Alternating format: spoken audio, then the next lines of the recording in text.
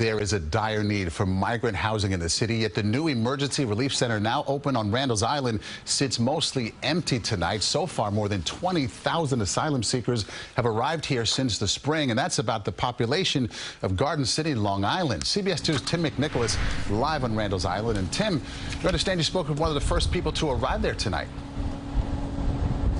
And Maurice, he says he is one of just about 3 migrants under this roof right now. The city says that number could grow by 500 or more. 29-year-old Miguel Alejandro Torres says he came to the U.S. in pursuit of the American dream. He says he wants to find a job and a place of his own to rent.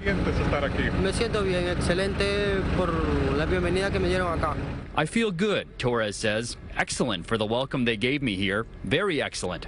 He says he first arrived in the U.S. in Texas, where his cousin is working, but he couldn't stay with him. Once Torres arrived on Randall's Island, the staff offered him medical care. He also discovered a laundry room, a place to relax with TVs and games, and a cafeteria.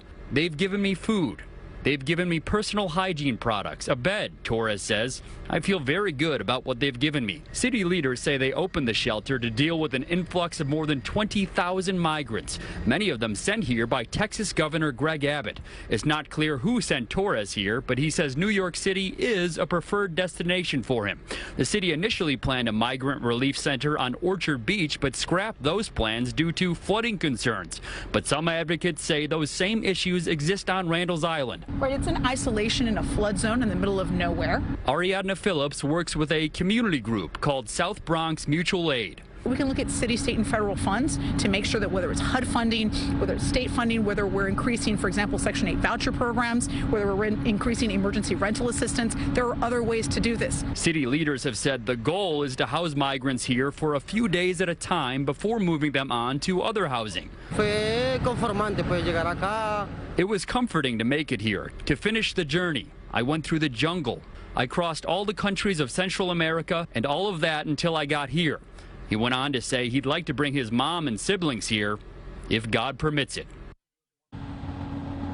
And CBS 2 has learned that the city will provide an update tomorrow on the number of asylum seekers staying here. Live on Randall's Island, Tim McNicholas, CBS 2 News. Okay, Tim, thank you.